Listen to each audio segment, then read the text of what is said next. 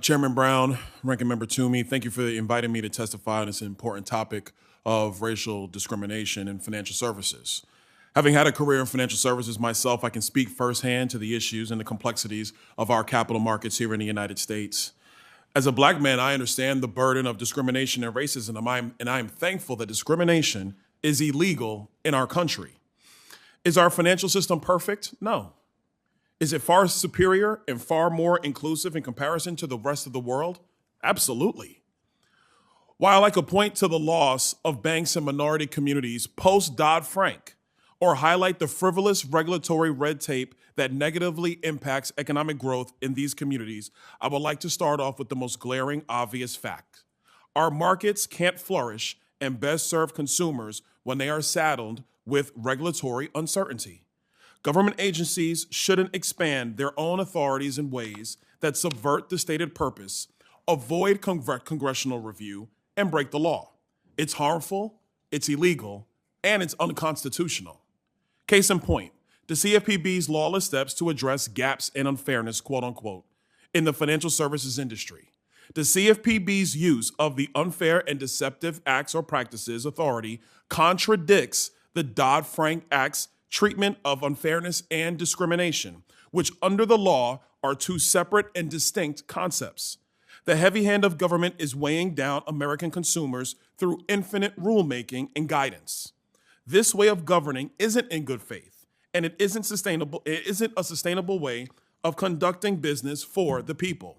Discrimination and racism should absolutely be taken seriously. And that's why there are laws in place, such as the Equal Credit Opportunity Act and the Civil Rights Act.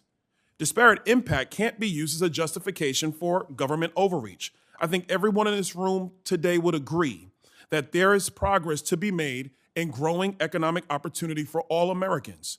But that's impossible with a financial activist mindset infused with bad policy prescriptions that don't solve the problem.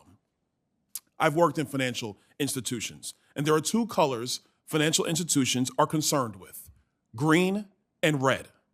There are two categories considered: credit worthy or risk prone. And I would add, my start in financial services was at a credit office as a credit officer. I underwrote loans, so I know this firsthand.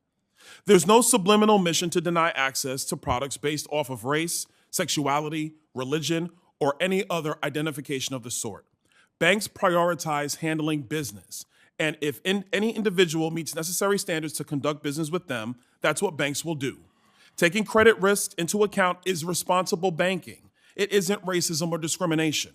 We should prioritize ways to help struggling individuals prosper. How can we help create better outcomes for consumers? Well, it's about four basic ways. One, collaboration between government and private sector is key to address nuanced issues. Agencies should adhere to the rulemaking process. Engaging equally with all stakeholders creates a full picture that prevents undue harm on consumers or unintentional consequences. And I would add, our economic history is replete with unintentional consequences that come from Capitol Hill.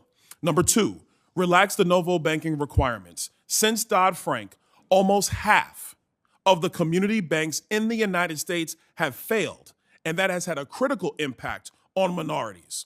We see the impact this has had on minorities at the beginning of the pandemic with the PPP program. It wasn't the case of banks not wanting to engage with minorities. It was simply that there was not a pre-existing relationship which inhibited small minority-owned businesses from getting to the first round of PPP. Long story short, if there aren't banks in the area, how are the businesses in that area be able to get to the consumers? If there's no existing relationship, how are you going to be able to make that thing work, especially when PPP was dropped on everybody in the United States at a moment's notice? Number three, actions taken by agencies should be based on unbiased data, not anecdotal evidence or assumptions. Agencies should also assess actions taken by industry leaders to ensure there isn't duplication between regulators' actions and what banks are already doing to address the needs of underserved communities. Number four, financial literacy should be prioritized. Discrimination and disparate impacts aren't the same, and we've got to understand that equal opportunity doesn't necessarily mean equal outcomes. If individuals lack creditworthiness that impacts other outcomes relating to financial services, we should be looking at ways to address that, like alternative data in order to shore up their credit worthiness. The reality is, not every American will reach a place of financial wealth, but most Americans can reach a place of financial health. In closing, racial discrimination in financial services is illegal. It was before this hearing. It will be after this hearing. Expanding the government is not needed or justified. Thank you, Mr. Mr. Westhill. Welcome.